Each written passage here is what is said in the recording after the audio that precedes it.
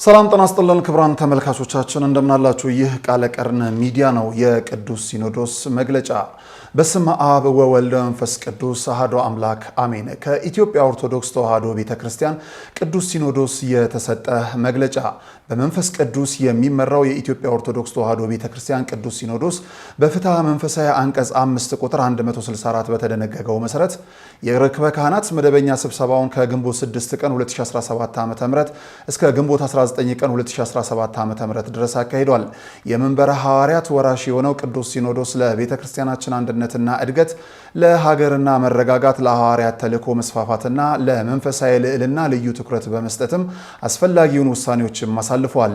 በዚሁ መሰረት ለሰላምና አንድነት ቅድሚያ መስጠት ምትክ የሌለው የሰው ልጅ ሕይወት ባላደራ የሆነውን ቅዱስ ሲኖዶስ ስለ ሰላም ያለማቋረጥ መጸለይ፣ ጸሎተ ምህላ ማወጅ፣ የሰላምና የአንድነት ጥሪ ማስተላለፍ እንደተጠበቀ ሆኖ ለሰላምና ለአንድነት ልዩ ትኩረት ሰጥተው ሁሉን አቀፍ የሚሰሩ ብፁዓን አበው ሊቃነ ጳጳሳት የሀገራዊ ሰላምና የቤተ ክርስቲያን አንድነት ኮሚቴ በማድረግ ቅዱስ ሲኖዶስም ሰይሟል። ኮሚቴው ዘላቂ ሰላምና አንድነትን ለማስፈን የዜጎችን ሕይወት እየነጠቀ ያለውን ግጭት እንዲቆም ጥረት እንዲያደርግም የቅዱስ ሲኖዶስ አባላትን ባካተተ መልኩ በየደረጃው የምክክርና የግንዛቤ ማስጨበጫ ስልጠና፣ ውይይቶችና የጥናት መድረኮችን እንዲያዘጋጅ፣ አፈጻጸሙን በየሶስት ወሩ ለቋሚ ሲኖዶስ ሪፖርት እንዲያደርግ ቅዱስ ሲኖዶስ ወስኗል። በሁለተኛ ደረጃ ለሰዋስወ ብርሃን ቅዱስ ጳውሎስ መንፈሳዊ ኮሌጅ የትርጓሜ መጽሐፍትና የሴሚናሪ ደቀ መዛሙርት የሚሰጠው የምስክር ወረቀት ዲግሪ እንዲሆን በተወሰነው መሰረት በመማር ላይ ያሉትና በቀድሞ ስርዓተ ትምህርት ተምረው በመመረቅ ቤተክርስቲያናችንን በማገልገል ላይ የሚገኙት ምርቋንም ተጓዳኝ ትምህርቶችን ተምረው ዲግሪያቸውን ማግኘት እንዲችሉ የቀረበው ስርዓተ ትምህርት ተግባራዊ እንዲደረግ በኮሌጅ የተጀመረው ሁለገብ ህንፃን በተያዘለት ጊዜ ሰሌዳ እንዲጠናቀቅ ቅዱስ ሲኖዶስ ወስኗል። በሶስተኛ ደረጃ በገዳማት አስተዳደር መምሪያ አስፈጻሚነት የተደረገው የአንድነት ገዳም ሀገር አቀፍ የምክክር ጉባኤ በየዓመቱ እንዲካሄድና የአቋም መግለጫ ላይም የቀረቡ ሀሳቦች በመንበረ ፓትርያርክ ጠቅላይ ጽሕፈት ቤት በኩል እንዲታይ በቅደም ተከተል እንዲፈጸሙ ቅዱስ ሲኖዶስ ውሳኔ አስተላልፏል። በአራተኛ ደረጃ የኢትዮጵያ ኦርቶዶክስ ተዋሕዶ ቤተክርስቲያን ለሀገራችን እድገትና ስልጣኔ ፈርቀዳጅ በመሆን ያበረከተችው አስተዋጽኦ በታሪክ ምዕራፍ ውስጥም ጉልህ ያለው ሲሆን አሁንም እየተሰራ ባለው የኮሪደር ልማት መርሃ ግብር ላይም ኃላፊነቷን እየተወጣች ትገኛለች ብሏል ቅዱስ ሲኖዶስ። ይህ ቋሚ ታሪክ ያልዘነጋው የአዲስ አበባ ከተማ አስተዳደርና ክብርት ከንቲባ ወይዘሮ አዳነች አቤቤ የቤተ ክርስቲያንን ይዞታ ለግንባታ በሚያመች ሁኔታ አሰባስቦ በመስጠት ለፈረሱ ቤቶች ካሳ በመክፈል በጽርሐ ምኒልክ ህንፃ ምትክ በነባሩ ቦታ ላይ G+4 ፕላስ ቴራስ በመንግስት በጀት መልሶ እንዲገነቡ በማድረጋቸው ቅዱስ ሲኖዶስ ምስጋናውን ያቀርባል ብሏል። በይዞታችንም ላይ ደረጃውን የጠበቀ ግንባታ ለማካሄድ የገቢ አሰባሳቢ ኮሚቴ ተሰይሞ ገቢ የማሰባሰብ ስራውም ህጋዊ መንገድ እንዲከናወን ቅዱስ ሲኖዶስ መመሪያ ሰጥቷል። በመሆኑም በፈረሱ ቤቶች ምትክ የተረከብናቸውን ክፍት ቦታዎች በአጭር ጊዜ ማልማት ግዴታ ስለሆነም በዓለም ዙሪያ ያላቸው ኦርቶዶክሳውያን የመንፈስ ቅዱስ ልጆቻችን እንደ አባቶቻችን ታሪክ ባለቤቶች ትሆኑ ዘንድም ልማቱን በገንዘብና በእውቀት እንድታግዙ ዘንድ ቅዱስ ሲኖዶስ ጥሪውን ያቀርባል ብሏል። በመጠናቀቅ ላይ ያለው ቅዱስ ሲኖዶስ የአምስተኛ ደረጃም በአዲስ አበባ ሀገረ ስብከት ጽሕፈት ቤት የተፈጠረውን የአስተዳደር ችግር አስመልክተው ብፁዓን አባቶች የሚመራው አጣሪ ልዑክ ባቀረበው ሪፖርት መሰረትም ውይይት በማድረግና የስራ ኃላፊዎችን በማንሳት ቅዱስ ሲኖዶስ አስተዳዳሪ ውሳኔዎችንም አስተላልፏል። ወደፊትም በየደረጃው ያለውን ችግር የማስተካከል ይቻል ዘንድም ችግሩን እያጠና የሚያቀርቡ ኮሚቴ እንዲቋቋሙ ምልአተ ጉባኤውም ወስኗል። ስድስተኛ ዝክረ ኒቂያ በሚል መሪ ቃል ከመላው ሀገራችን በተወከሉ የምስክር ጉባኤ ቤቶች መምህራን በተካሄደው ጉባኤና የጥናት ውይይት የቀረበውን ምክረ ሀሳብ እጅግ የሚጠቅም የሊቃውንት ድምፅ በመሆኑም በነገረ ማርያም፣ በነገረ ክርስቶስና በሌሎችም አስተምህሮች ዙሪያ የተሰጡ ሀሳቦች የቅዱሳን መጽሐፍት ትርጓሜን መሰረት በማድረግም ተብራርቶና ተስተካክሎ የጎደለው ተሞልቶ የጠመመው ተቃንቶ በሊቃውንት ጉባኤ በኩል በመጽሐፍ መልክ እንዲታተም በሚዲያ ሊተላለፍ የሚገባው አስተምሮ ደግሞ በሊቃውንት ጉባኤ ብቻ እንዲተላለፍ የሊቃውንት ጉባኤን በተሟላ የሰው ኃይልና በጀት ተጠናክሮ እንዲደራጅ ሀገር አቀፍ ጉባኤ በዓመት 2 ጊዜ እንዲደረግ የጉባኤው መዋቅር በየአህጉረ ስብከቱ እንዲጠናከር ቅዱስ ሲኖዶስ ወስኗል። በሰባተኛ ደረጃ ቅዱስ ሲኖዶስ የወሰነው ውሳኔ የመናገሻ አምባ ማርያምና የጋራው ደብረ መድኃኒት መድኃኔዓለም አንድነት ገዳም ጥንታዊ የሆነ ሰፊ ታሪክ ያለው በመሆኑ ሁለቱም ገዳማት በአንድ አበምኔት በአንድ ገዳም ስር በጋራ እንዲመሩ ቅዱስ ሲኖዶስ ወስኗል።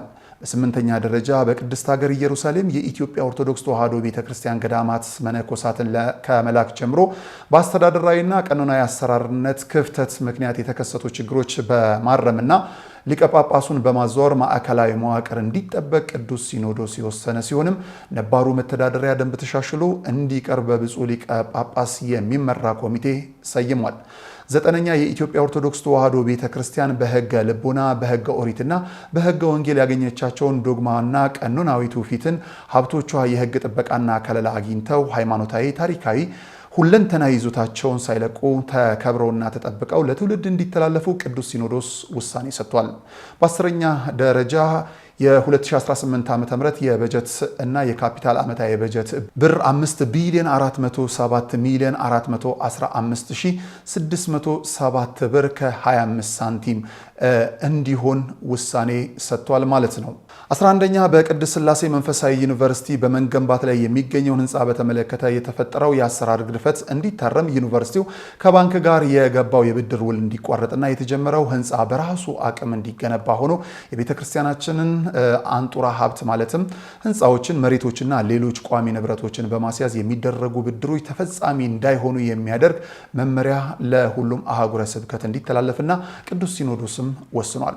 12ኛ የቤቶችና ህንፃዎች አስተዳደር ልማት ድርጅትን አስመልክተው በቀረበው ሪፖርት መሰረት የስራ ክፍተትን በማረም በየደረጃው ያሉ ኃላፊዎች እንደየጥፋታቸው እንዲጠየቁና እንዲታረሙ ቅዱስ ሲኖዶስም ውሳኔ አስተላልፏል። በ14ኛ ደረጃ የቅዱስ ሲኖዶስ ዋና ጸሐፊና የመንበረ ፓትርያርክ ጠቅላይ ቤተ ክህነት ጽሕፈት ቤት ዋና ስራ አስኪያጅ ምርጫን አስመልክቶ በስራ ላይ የነበሩት ብፁዓን አባቶች የስራ ዘመናቸውን ያጠናቀቁ በመሆኑ ለቀጣይ 3 ዓመታት የሚሰሩ ብፁዓን አባቶች ለመምረጥ እጩዎች የሚያቀርቡ ብፁዓን አበው ሊቃነ ጳጳሳት በመሰየም ምልዓተ ጉባኤው ተገቢውን ምርጫ አከናውኗል። በዚህም መሰረት ለቅዱስ ሲኖዶስ ዋና ጸሐፊነት ብፁዕ አቡነ ዲዮስቆሮስ በደቡባዊ ዞን ማይጨው ደቡባዊ ምስራቅ ትግራይና የራያ አህጉረ ስብከት ሊቀ ጳጳስን መርጦ ሰይሟል። ለመንበረ ፓትርያርክ ጠቅላይ ቤተ ክህነት ጽሕፈት ቤት ዋና ስራ አስኪያጅነት ብፁዕ አቡነ ሳይሮስ የደቡብ ምዕራብ ሸዋ የሸገር ከተማና የምስካየ ሕዙናን መድኃኔዓለም ገዳም የበላይ ኃላፊ ሊቀ ጳጳስ መርጦም ሰይሟል። ብፁዕ አቡነ ሕርያቆስ የሀዲያና ስልጤ ሀገረ ስብከት ሊቀ ጳጳስን እንደያዙ የአዲስ አበባ ሀገረ ስብከት ሊቀ ጳጳስ ብፁዕ አቡነ ናትናኤል የቅድስት ሀገር ኢየሩሳሌም ሊቀ ጳጳስ ሆነው እንዲሰሩ ቅዱስ ሲኖዶስ መርጦ ሰይሟል። ብፁዕ አቡነ ሄኖክ የደቡብና ምዕራብ አፍሪካ ሀገረ ስብከት ሊቀ ጳጳስ፣ ብፁዕ አቡነ ናትናኤል የሚኒሶታና የኮሎራዶ ሀገረ ስብከት ሊቀ ጳጳስ ሆነው እንዲሰሩ ቅዱስ ሲኖዶስ መድቧል።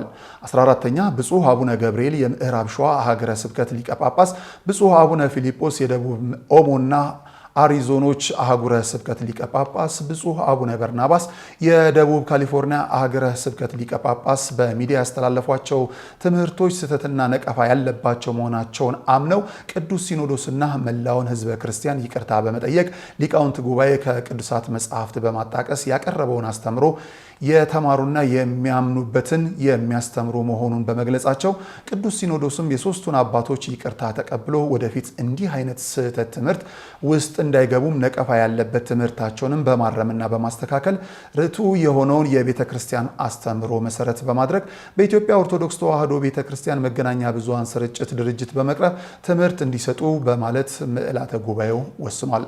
በ15ኛ ደረጃ በሀገር ውስጥና በውጭ ሀገር የሚኖሩ በግልና በቡድን ተደራጅተው በማህበራዊ ሚዲያዎችን በመክፈት ከሃይማኖት ስነ ምግባር በወጣ መልኩ የቤተ ክርስቲያናችን ልዕልና የቅዱስ ሲኖዶስን ክብር የሚጋፉ የአባቶችና የአገልጋዮችን ተልእኮ የሚያደናቅፉ ያልተገባና መሰረት የሌለው መግለጫ የሚያሰራጩ አካላት እንዲታረሙ ቅዱስ ሲኖዶስ ለአንዴና ለመጨረሻ ጊዜ በጥብቅ ያሳስባል። በመጨረሻም ሀገራችን በአንዳንድ ቦታዎች የሚታየው ግጭትና መፈናቀል ተወግዶ የሰው ልጅ የመኖር የመዘዋወር መብት ተከብሮ ሰብአዊ ክብሩ ተጠብቆ ሁሉም ዜጋ በእኩልነት በሰላምና በፍቅር ተከባብሮ በጋራ እንዲኖር አለመግባባቶች በውይይቶች እንዲፈቱ ቤተ ክርስቲያን የሰላም ጥሪዋን ታስተላልፋለች። ግጭት፣ ጥላቻና ደም መፋሰስ አካል ከማጉደልና ንብረት ከማጥፋት በቀር የሚያመጡት ክብርና ዘላቂ ሰላም ስለሌለም ለልጆቻችን ችግሮቻችን በሰላማዊ መንገድ እንዲፈቱ ቅዱስ ሲኖዶስ ደጋግሞ ጥሪውን በማቅረብ በመላው ዓለም ጦርነት ባለባቸው ባላቸው ሀገራት ሁሉ ሰላምና እርቅ እንዲሰፍን በመጸለይም ቅዱስ ሲኖዶስ ግንቦት 20 ቀን 2017 ዓ.ም ዓመታዊ ጉባኤውን በጸሎት አጠናቋል። እግዚአብሔር አምላክ ኢትዮጵያና ሕዝቦቿን ይባርክ። አባ ማትያስ ቀዳማዊ ፓትርያርክ ርዕሰ ሊቃነ ጳጳሳት ዘኢትዮጵያ ሊቀ ጳጳስ ዘአክሱም ወእጨጌ ዘመንበረ ተክለ ሃይማኖት ግንቦት 20 ቀን 2017 ዓ.ም አዲስ አበባ ኢትዮጵያ።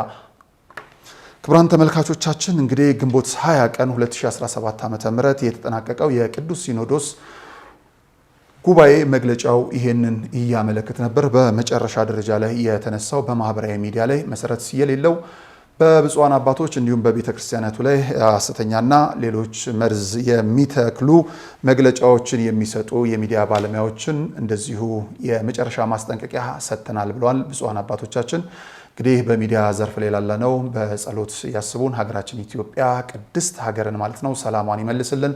ቃለ ቀርንን ነበር ስትከታተሉ የነበረው። ከዚህ በኋላ አዳዲስና ወቅታዊ መረጃዎችን እንዲሁ በሰዓታቸው በቃለ ቀርን ሚዲያ የምታገኙ ይሆናል። ከኛ ጋር ስለነበረም ከልብ እናመሰግናለን። መልካም ጊዜ።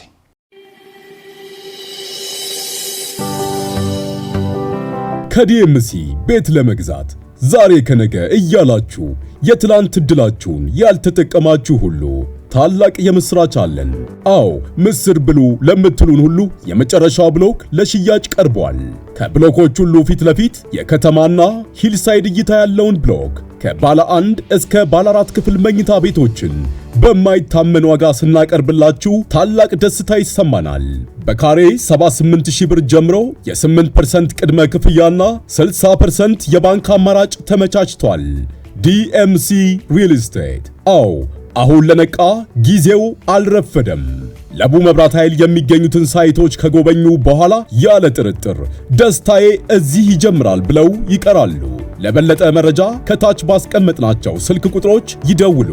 እርግጥ ነው ደስታው እዚህ ይጀምራል። የምስራች! እንኳን ደስ ያለን።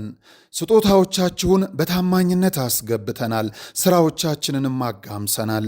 የሙታንሳ ማር ቅዱስ ሚካኤል አንድነት ገዳም አደራን ተቀብለን በፈጣሪ ቸርነት እዚህ አድርሰናል።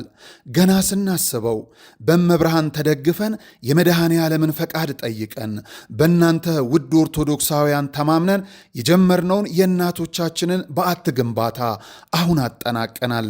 ታዲያ በአንድ ገዳም ውስጥ ሁለት ዓለም የለም።